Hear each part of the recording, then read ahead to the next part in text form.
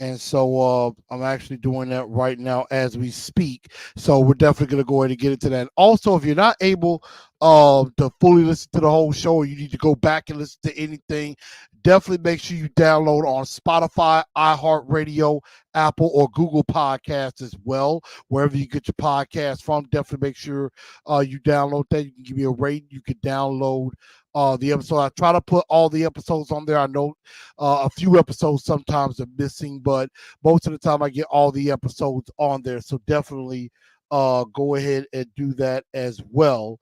And let's go ahead and get this road on the show. And basically talk about. I know everybody is still on an emotional high from the 28-27 upset of the Miami Dolphins. Of course, yes, I did pick against the Titans. I did not think they were going to win this game, but they found a way to do it. And I mean, congratulations to them. And it was definitely well deserved. They fought hard all night and they found a way to get the job done. So now it's time to move on. You know what we say in sports, you know, you enjoy it, for one night, you enjoy it for one, you enjoy it for one night, and then you got to move on. So now it's time to move on to the Houston Texans. But some news that came out, of course. Congratulations to Harold Landry. Landry being named AFC Defensive Player of the Week for his three-sack performance in the victory over the Miami Dolphins. So definitely big ups to him. Definitely big ups on the defense, because at the end of the day, the defense, they played a heck of a game. They did. I will not take that away from them. It was a heck of a ball game. And yes, the Sunshine Lavender tuning in as well. I definitely do appreciate that. Um, Definitely try to make sure it's a treat for everybody to enjoy themselves.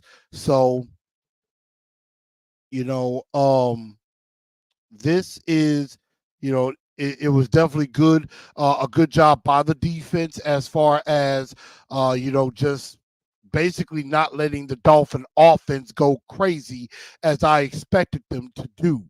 But at the end of the day, the Titans took care of business. They got the Tua. They confused them. And once Tyreek Hill kind of went out, it really kind of messed up everything the Miami Dolphins wanted to do. And so with that, it just basically helped. It just basically spurred the Titans on to victory. So definitely shout out to Harold Landry. Congratulations to him again on being named the Defensive Player of the Week. Now,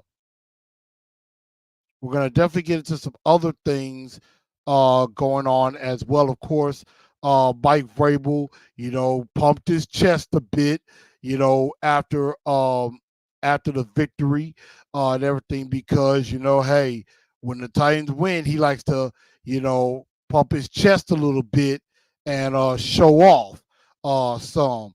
But you got to be careful with that too, because I mean, just because you did it once, that doesn't mean that um you just all of a sudden, you know, all great again. This has still been a pretty terrible season, and there's still a lot of evaluation still to do.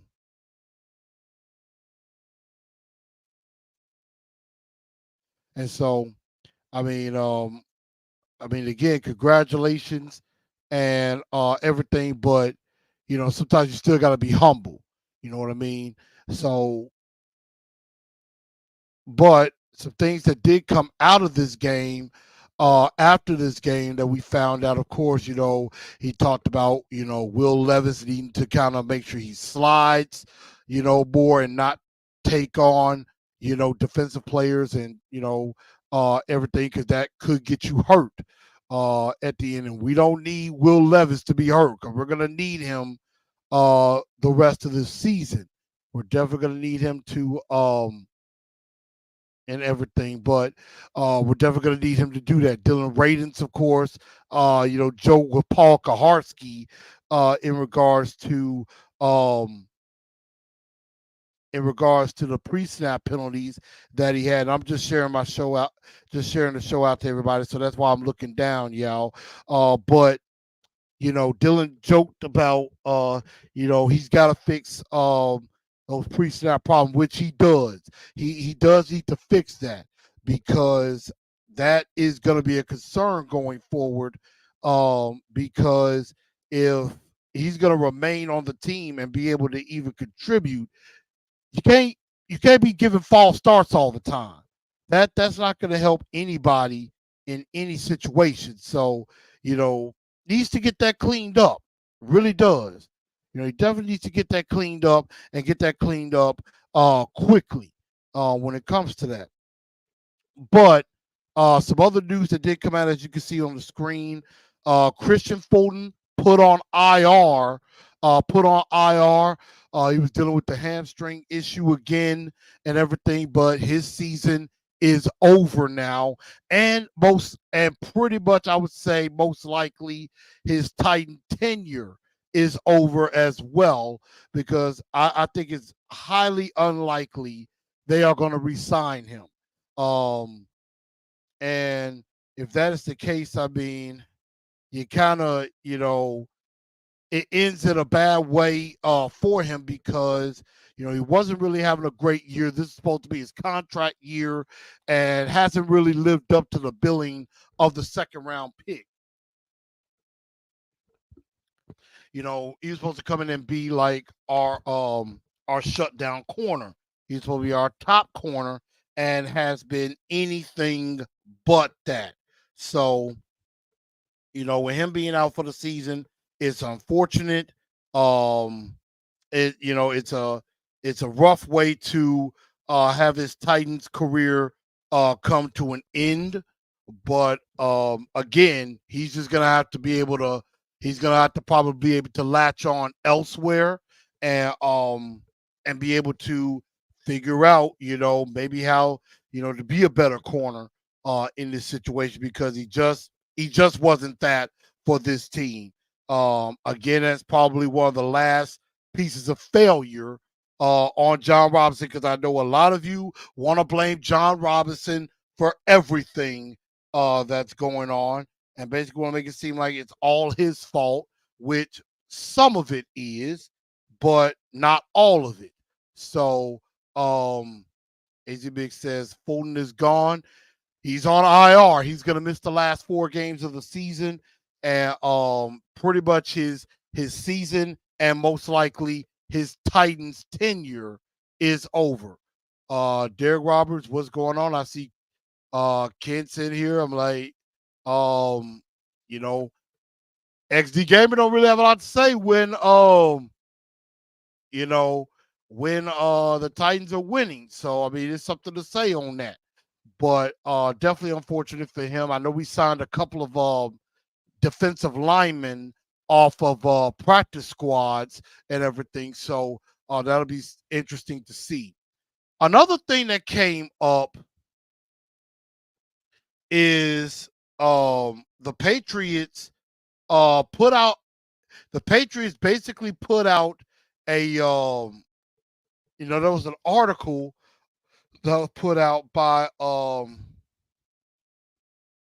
somebody by the name of Tom, a Patriots insider by the name of Tom Curran, who I hear is very respectable in the league, and that an article was put out as of this is maybe put out the other day that the New England Patriots plan to part ways with Bill Belichick at the end of the season.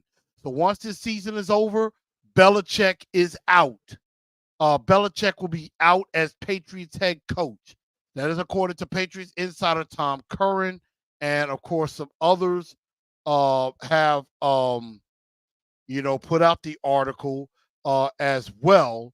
Has put out the article as well. So they're not going to fire. Of course, they're not going to fire him in season, probably out of respect, probably out of respect for him, they'd be like, you gotta let him finish, let him finish the season up and everything. And so it looks like Belichick is most likely on his way out of New England at the end of the year. And which makes you wonder, okay, if Belichick is out at the end of the year, who are the Patriots going to replace him with? And of course, a lot of people in the Boston area, one name, of course, is, I believe, um, current New England Patriot coach, Gerard Mayo, who is one of the who is one of their who is one of the coaches on staff for Bill Belichick. And so now, he is the linebackers coach. He is the linebackers coach and thinks that he could be the guy that ends up taking over at some point. So he is the linebackers coach right now, but right now he's the guy that a lot of people are thinking could be the next head coach of the New England Patriots. Another name, of course, that a lot of people were talking about before is our very own Mike Vrabel. And so, and the reason, and that's why I put this up, Vrabel to Pat's talk could get hot again. Now that this whole thing with Belichick is kind of out, that's going to be the question.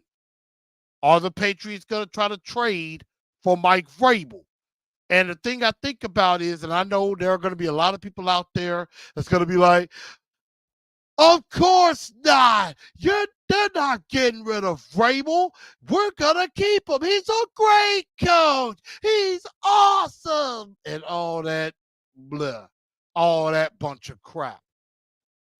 Vrabel is a good coach, not a great one. He's not. He's not anywhere close to what Bill Belichick was, and so, but Robert Kraft, of course, last month, during the whole Hall of Fame thing with him, said Mike Vrabel would be a home run hire. And to do that, you would have to trade for him. And, that is probably one reason why the Titans have not fired him yet or anything like that. And I have definitely heard if the Titans had gotten embarrassed on Monday night, like a lot of us thought was going to happen, I think, he would have been on the hot seat still going to this game against Houston because we know, as a lot of people say, Amy Adams Strunk and the Adams family take games against Houston very, very seriously. And so, if you're gonna win any other game, you better beat the Houston Texans. And you're wearing your throwback Oiler jerseys on Sunday as well. Oh, you better win. You better win. You don't have a choice. You gotta win that game. So, that's gonna be something to monitor if trade if a trade gets put together. Also, of course, things that are going on right now, the NFL winter meetings are going on right now. And so with that, owners meetings. And so while that's going on, I'm trying to think of where the meeting is right now. And so, of course, they got the accelerator program going on, and I believe one of our executives is in that program right now. So I am trying to. Okay, they're in Dallas right now doing the owners meetings, and so you best better believe some things are getting talked about. Maybe coaches are getting talked about down there. And so, you know, Robert Kraft might be telling some teams like, yeah, we're getting rid of Belichick. We're probably going to get rid of Belichick. Hey, would y'all be interested? You know, or anything, or a team might come up to Robert Kraft saying, hey, is it true y'all moving on from Belichick? And so I think a lot of, and because I think the Patriots may have come out and said we're gonna part ways. I think they're just gonna wait until that becomes official. I don't think they're gonna trade for Belichick. I don't think teams are gonna trade for Belichick, even though there's gonna be a lot of there's gonna be quite a few openings um around the league that could definitely, be available. Could be available. I mean, the for example, the Panthers job is going to be available. The Panthers job is going to be available. The Commanders might be available. The Raiders is available. The Chargers might be available. The Bears are going to be available. Depending on how this season ends, the Jets might be available too. Um, as far as I'm concerned. So there might be about 6, 7 jobs that could actually be available. And I mean, depending on how things are going, the Titans job could be available as well. So there's a lot of talking that could be going on. And also, it could be Robert Kraft saying, Miss Amy, can I talk to you for a second? Yeah, I'm interested in bringing Mike Vrabel to New England. I know he's your head coach. I know you said that you're going to hang on to him. But what if I offer you this for him? Would you consider that? And I mean, if Kraft wants Vrabel bad enough, he may have to pay a hefty price to get him. And if he's willing to pay that hefty price, it might be an offer that Amy Adams Strunk cannot refuse. So that could be going on as well. So I'm just saying, though, that topic could start getting hot again. So I suggest you prepare yourselves for that. Ian says, I can see our ego losing us this game, just like the Packers game last year. I mean, that you that could be a very valid point. There's a can Vrabel get traded? It is possible. Let's see. Alex says that Dolphins win got him another year. I wouldn't necessarily say that. I think for right now, I think that might be a big feather in his cap. But I also say that to say that Mike Vrabel's value is pretty high right now.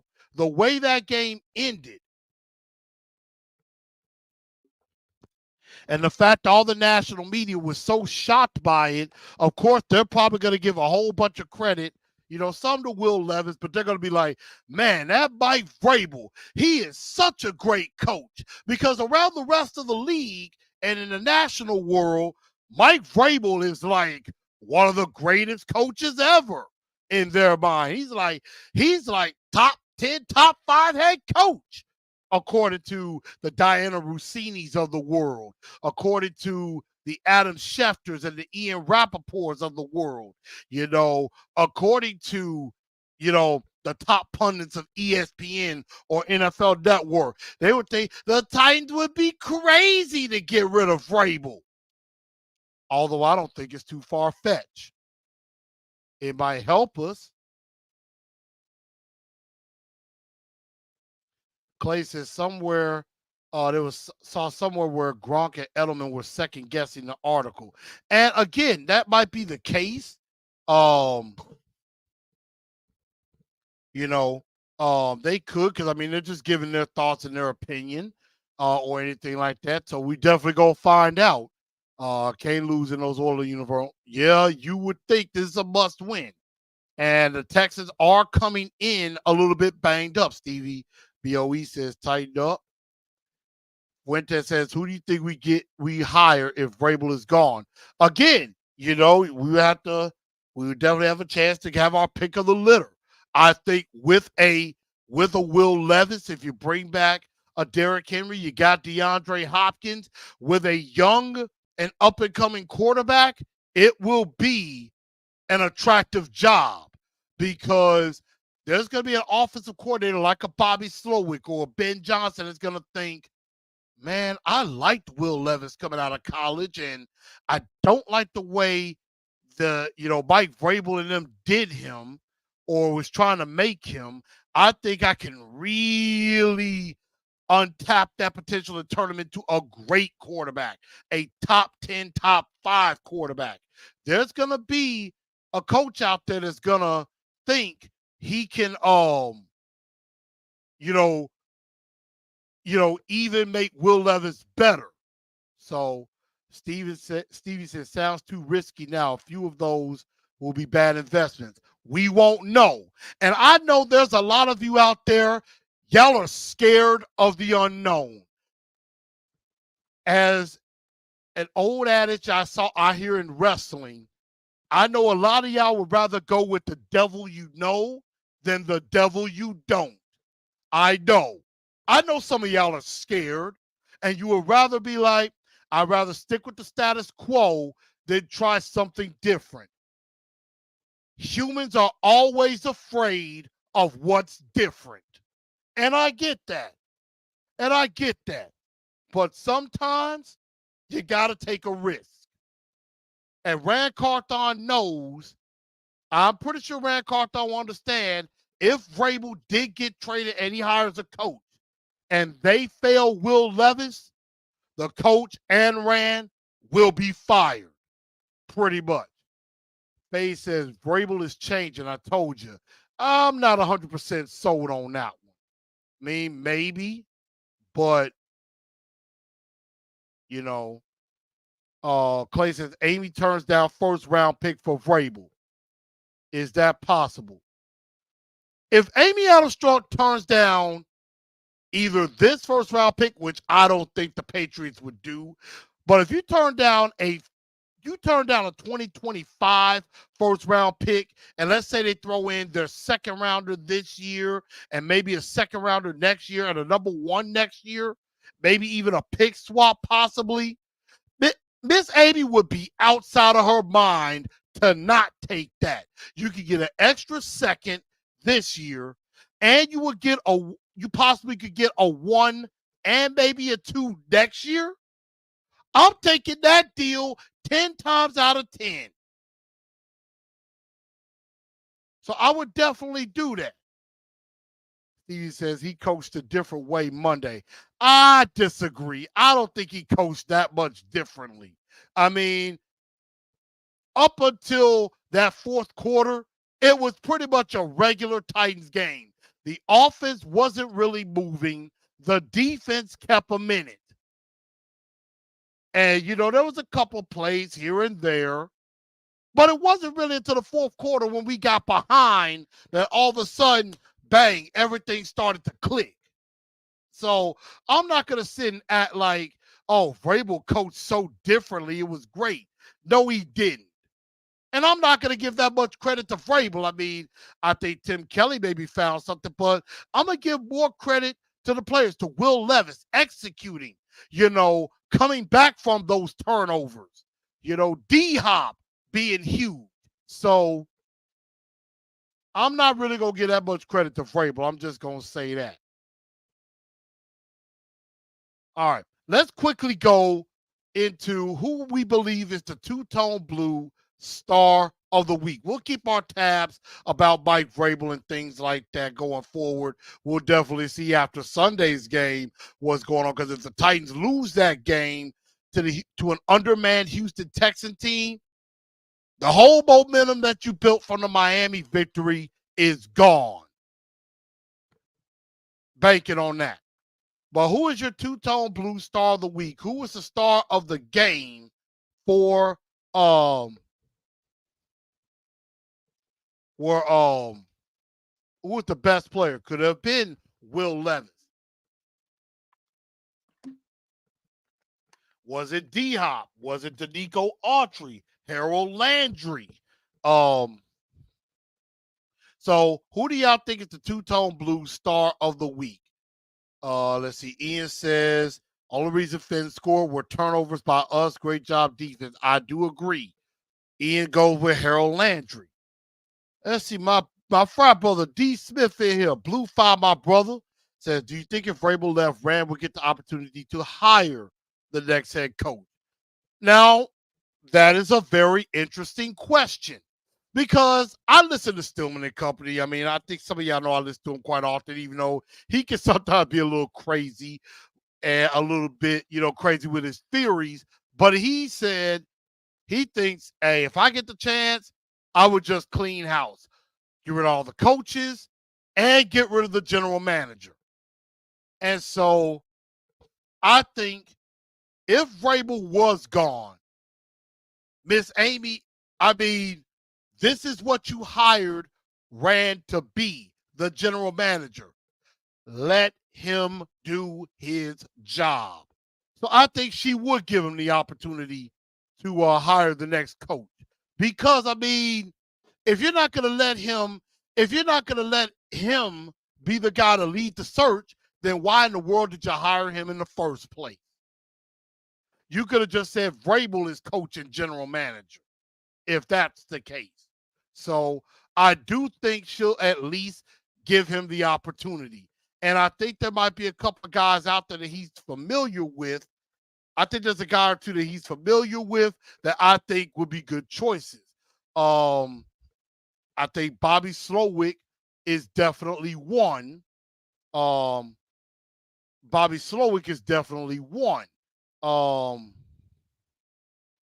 the other, I'm trying to see if the same guy that I think is there, and I believe it is. Chris Forrester is another. Uh, he's the run game coordinator in San Francisco, and he's the offensive line coach.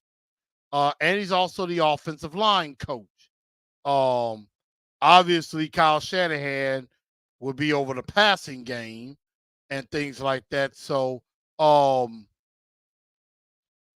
you know, and then maybe, there could be some other guys. Clint Kubiak is their offensive pass game specialist. So, I mean, that could be another guy. Of course, you got a couple of Kubiaks on that team, but you want a coach that at least could run that Shanahan West Coast style type of offense. And I think that will be something there. Fade goes with the Nico Autry. Defense played great by Clay. AZ Mix going with Levis. What's up, big dog? He's thinking Landry, which we did talk about that.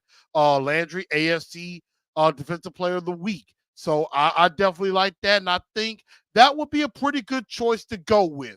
I would go with Harold Landry as the two-tone blue star of the week, even though D Hop would be a good choice as well, who had 7 catches, 124 yards, and had the game tying touchdown. So I mean, I definitely would go for that. So Brandon said Levis got some nuts, straight dog. Landon said, What's up with y'all?" But definitely the two-tone blue star of the week. I'm gonna go with Harold Landry. But where there's a star of the week, there is a dunce of the day. So who did not do as well in this game? I know a lot of it had to do with Tyreek being out most of the game. And I really do think the Dolphins as a whole deserve a nomination because I really do think they played the Tennessee Titans lightly. I think they thought, well, oh, it's just the Tennessee Titans, we're a 14 and a half point, we're a 14-point favorite. We could beat them whenever we want. We could play sloppy and still win. But you also got to understand, this is the NFL. You cannot underestimate anybody in this situation. But I think there's an obvious way we could go. Of course, Landon said either way, Landry or D Hop. Um, That's why we're called Tennessee tough for a reason. Brandon said O-line was decent. I mean, not terrible. And another old saying, if an offensive lineman's name isn't called, that's a good thing. Like Dylan Radens could be a dunce of the day nominee because he had those pre-snap penalties and you noticed it. Jalen Duncan, you really did notice. You know, Calvin Throckmorton, nothing besides one little penalty. He played a lot and could be playing more. You really didn't notice him. Jalen Duncan, you really didn't notice him too much. And that's a good thing. But I think a lot of people might be going with the obvious choice for dunce of the day. AZ Big says Guerra. Brandon go B-Pain going with the punt returner. Big Dog going with the punt returner. Guerra. Oh, we really need Kearis Jackson back. And Kearis Jackson's been gone pretty much the whole season. D. Smith says Guerra made one less mistake than Levis, a pick six to a lineman and a bad pitch will cost fumble. That is true. Now, that is, I cannot disagree with that. I mean, throwing that pick, even though I'm going to give Levis a lot of props for coming back from 14 down and, you know, executing those drives, but that's why when a lot of people was talking about, you know, on A to Z giving grades, a lot of people were giving A's and things like that. I said maybe a B plus B ish. Because I mean, I got to take into account that pick six and the pitch fumble. You got to take that into account. If we had lost that game, I would have been like C minus. I would have been like C minus. But Guerra, definitely, it's Landon says definitely not college football. It's definitely not college football. There are no cupcakes in this league. Landon go with Guerra. Herman says, am I still naively optimistic? I picked the Titans to beat Miami. Any Titan fans, I think a lot of Titan fans, there were some Titan fans out there that were like me, like, yeah, we were going to lose that game. And I think a lot of us thought that. And there were a few, like yourself, Herman, that were just crazy, naively optimistic. And there are some out there now that's like that because I said that on last night's post game. When the Titans won that game and I didn't expect them to win, by the way, the dunce of the day is Eric Guerra. I like that pick because, I mean, you're telling everybody else to back away. You should have backed away too. So, Eric Guerra, dunce of the day. Absolutely. But to answer Herm's thought, there, you know, the Titans winning that game, I thought was a bad result. Why? Because he said, you know, he's asking, am I being naively optimistic? There's a lot of Titan fans out there that are being very naively optimistic out there, thinking, well, all right, we can make a run to the playoffs. We can make a push, make the playoffs. You only have about a 15% chance to make the playoffs. Even if you win out, you still need a whole lot of help. It is probably too little too late. I mean, well, it ain't probably too little too late. It is definitely too little too late on that. So, you know, I applaud those who are optimistic and still have a positive outlook, but the season's over. You lost your chance maybe a few weeks ago in London. You lost your chance against Indianapolis last week before this game. So, yeah, maybe a little naively optimistic, but I understand. He said we need to draft a punt returner. I mean, unless Kearis Jackson comes back, I would say so.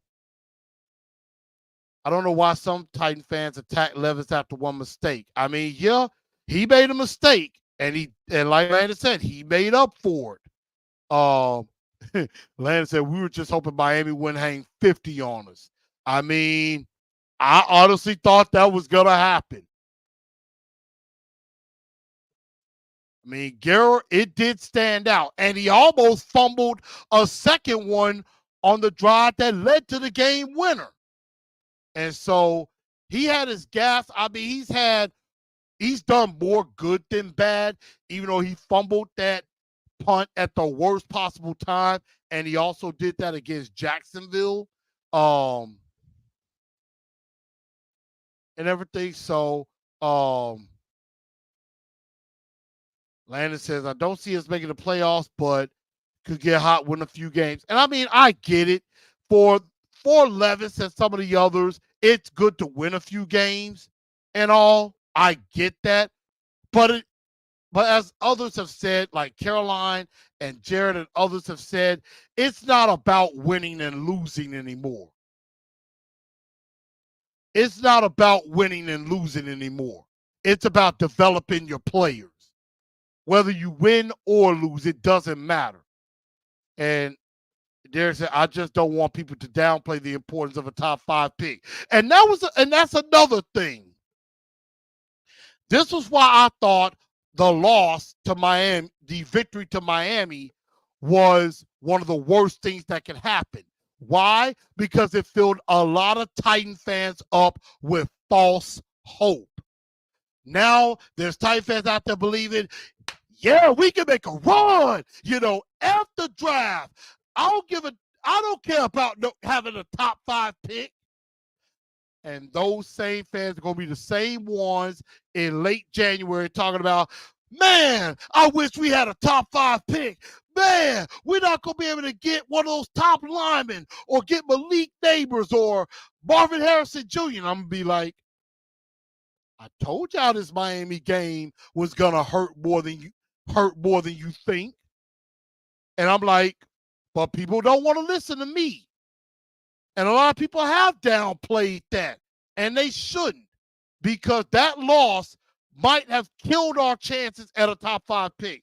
Now, we can still get in the top 5.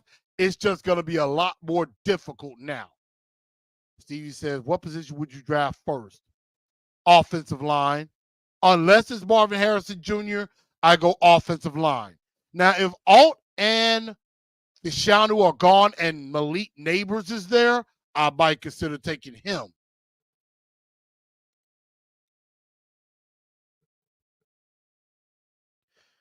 I believe Chance Campbell is on the roster. I'm not sure exactly what happened with him, but there's still a chance until it's not.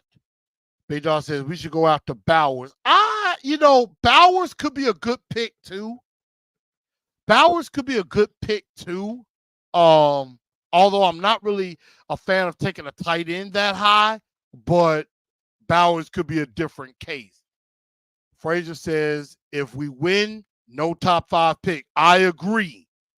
You win this game against Houston, you might as well kiss top 5, maybe even top 10 goodbye forever. The only thing is, in recent past, what has this team done with a top pick? Now, that is true. That is definitely true. I mean, hey, sometimes those picks at the very top don't work out, and the picks in the later rounds do work out. So, I mean, there is definitely that. But let's do a little quick stock up, stock down, and then we're going to quickly get into this game. And so we're going to start with stock up. And I definitely liked Tajay Spears. Even though Tajay Spears needs to get in the end zone, but Tajay Spears is definitely getting better and better and better. So I definitely do like that.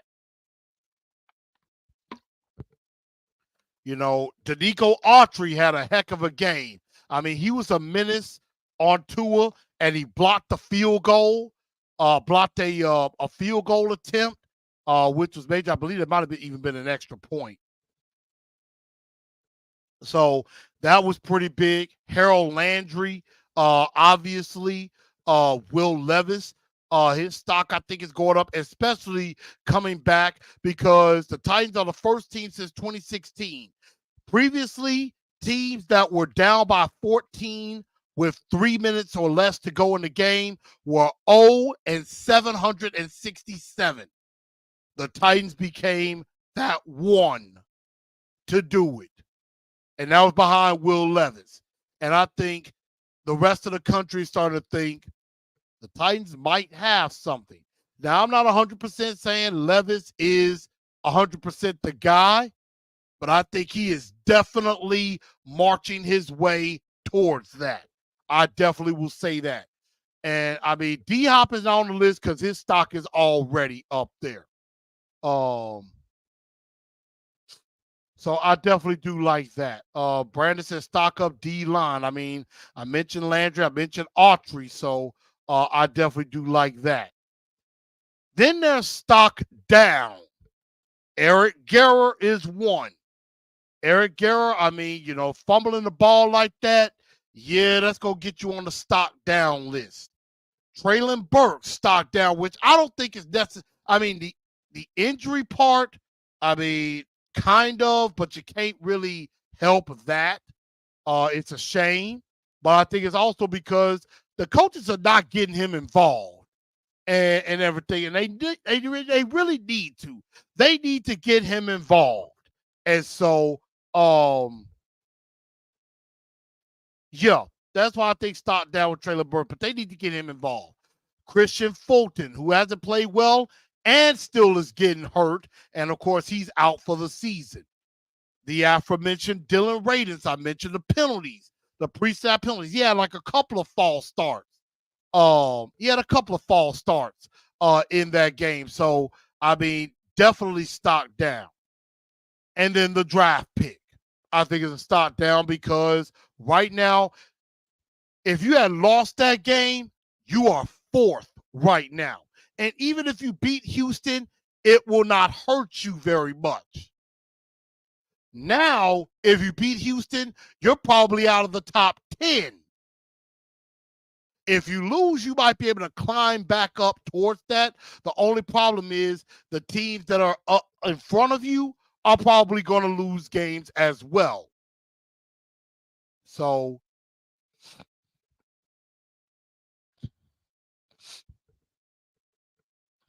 I mean, Big Dog said Levis should win Offensive Rookie of the Year after all that, after all the competition he's been giving the team. Only problem is C.J. Stroud's going to win it. C.J. Stroud's probably going to win it, unless he's out for an extended period of time, which he could be out for this game. Stevie said, I think they are setting Burks up for this game. Well, we're going to find out because I've lost faith. Big Dog says Burks is a bust. I mean, very well might be on that. But let's get into the Houston Texans and everything because this is a very important game. The Texans coming off, they're 7-6, coming off of a 30-6 drubbing at the hands of the New York Jets up in New York. So they're going to come in here. They're going to be motivated. They're going to be upset. They're going to come in motivated, especially with the Titans wearing the Oiler colors against them. So they're definitely going to be motivated. They're definitely going to be upset. And the Tennessee Titans hopefully are not drinking too much of their Kool-Aid after the Miami game because this is a prime position for the trap game.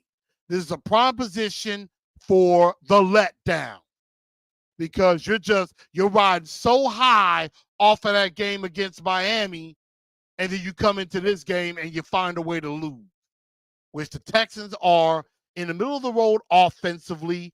They're in points. They're ninth in total offense in yards, fourth in passing. That's with C.J. Stroud, and 25th in running the ball. But defensively, they're in the middle as well. 16th in scoring defense, 20th total, 8th best against the run, but they're not very good against the pass, even though they got a couple of nice corners in Steven Nelson and Derek Stingley. And then, of course, you see C.J. Stroud close to 4,000 yards passing, 20 touchdowns, 5 interceptions, over 62% completion percentage. And so this Texan team is finding their stride. No matter what, this has been an extremely successful season for the Houston Texans. So I definitely could see that and everything. So Stroud is still in concussion protocol. Yes.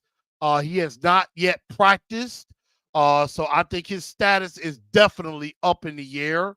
Uh, K-More King comes in and says, Texas fans salty. Yeah, I bet they are. I bet they are. Brandon says this game could end in a tie. I doubt it, but I mean, there have been ties. It does happen. And so this leads us into the blue enforcer 4 points to victory. And again, if we take a look at the injury report, a lot of guys did not practice. Um, Guys that didn't practice. Kyle Phillips did not practice. Hamstring. Kevin Rader is ill. Tierra Tart has something personal to deal with. Of course, Big Jeff didn't practice. He's still out. And then Josh Wiley is still out. Danico Autry, Aaron Brewer, Brunskill, they're all limited. Of course, D-Hop, Derrick Henry, this is their rest day. And then Anthony Kendall, backup corner, all limited. Of course, Will Levis, Sean Murphy Bunting, Kayvon Wallace, all full participation. And they got upgraded. And let's see, Anthony Kendall practiced fully yesterday, limited today.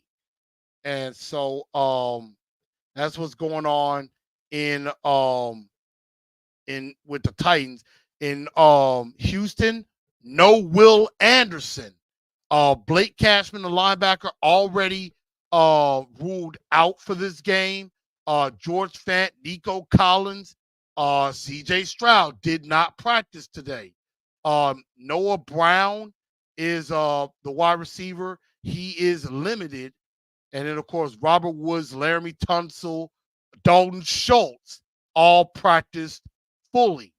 So Schultz could be back for the Houston Texans, and that, could definitely help their offense, even with Davis Mills at quarterback.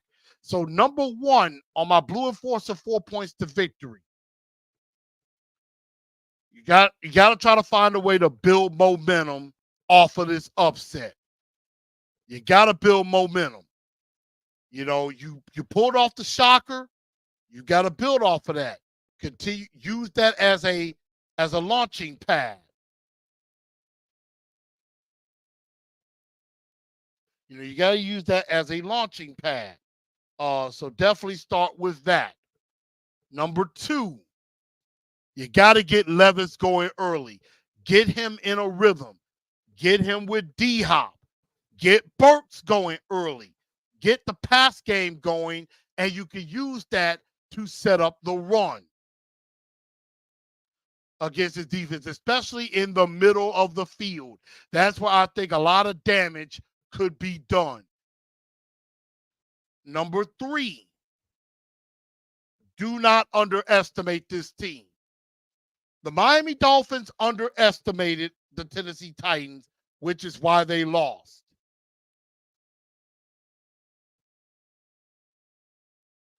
So, there's a good chance you're seeing Davis Mills. Nico Collins, who is a 1,000-yard receiver, might be out for this game. Noah Brown, the other receiver, might be out. Now, Robert Woods could be in there, even though he ain't that good. Another guy by the name of Xavier Hutchinson, because sometimes we always let some no-name receiver look good. And, we've seen it with Gardner Minshew in Indianapolis. Davis Mills has had success against us before, so it's not impossible that he can have success again. So the Dolphins underestimated us. We cannot return the favor. And number four, you got to be aggressive, but also be smart. Make good decisions. Go after them. Attack. Again, you got nothing to lose. The Texans are fighting for their playoff lives. So you got to be aggressive. Take some chances. You're at home. Special day. Billy White Shoes Johnson is going in the Ring of Honor. Sunday. So definitely do him proud.